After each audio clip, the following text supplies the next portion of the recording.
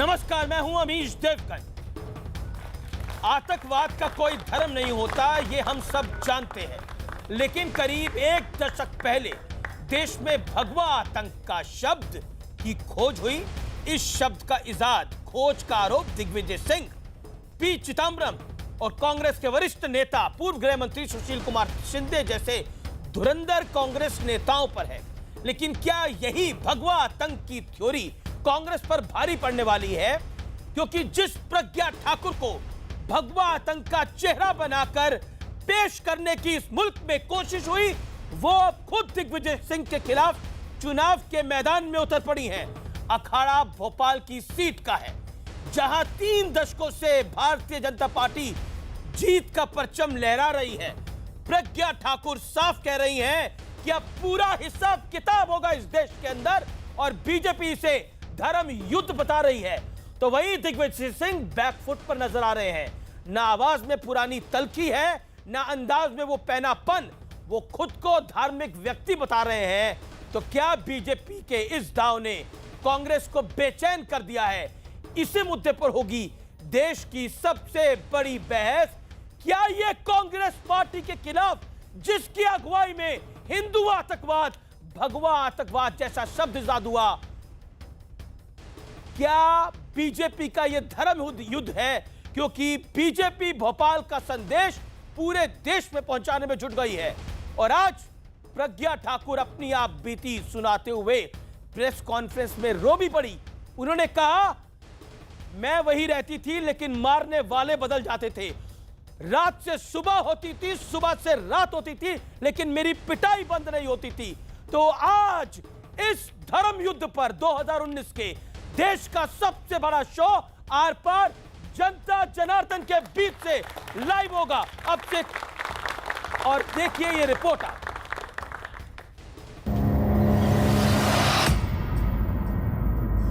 ये तो राजनीति है और युद्ध है, धर्म युद्ध है। मैं धार्मिक व्यक्ति हूँ।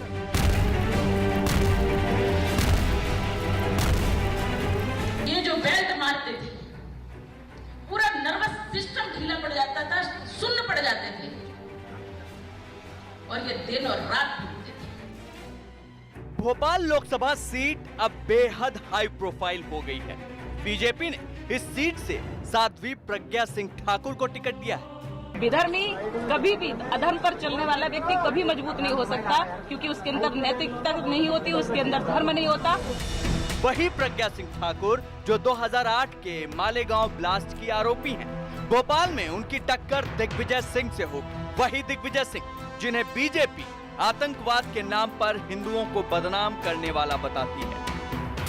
भारतीय जनता पार्टी ने तय किया है कि हम साध्वी प्रज्ञा ठाकुर को भगवा टेरर के शब्द के जन्मदाता दिग्विजय के खिलाफ भोपाल से चुनाव लड़ाकर दिग्विजय के सामने मैदान में उतारने का काम ये भारतीय जनता पार्टी करने वाली है। भोपाल लोकसभा सीट 1989 से बीजेपी का गढ़ रही है। दिग्विजय सिंह के सामने प्रज्ञा सिंह ठाकुर के आने से बात अब धर्म और अधर्म पर आ गई है। धर्म की जीत होगी, और जो धर्म का सिर्फ नाटक करते हैं वो अधर्म भी है। दिग्विजय सिंह की जुबान में अब वो तलखी नहीं है जो मालेगांव ब्लास्ट के बाद थी।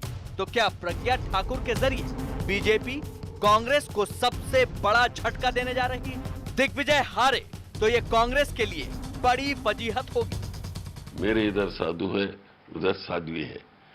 वहां भी भारत का पार्लियामेंट साधु और साध्वी का बन जाए, और हम लोग सब पॉलिटिशियंस घर में बैठे। कांग्रेस अध्यक्ष राहुल गांधी बीते कुछ महीनों से सॉफ्ट हिंदुत्व की राह पर हैं। राजस्थान, मध्य प्रदेश विधानसभा चुनाव में कांग्रेस को इसका फायदा मिला भी। माना जा रहा है कि साध्वी प्रज्ञा को मैदान में उतारकर बीजेपी ने एक तीर से कई निशाने लगाए हैं। एक बैकग्राउंड तो जो है वो कोई ठीक नहीं है। जो लोग एक्यूज है मालेगांव बॉम्ब ब्लास्ट केस में, उनके बारे में सब सच्चाई सामने है। सरकारी वकील ने अपना बयान रोहिणी सालियान ने दिया था। बड़ी गंभीर बात है, लोग तय करें क्या ठीक है।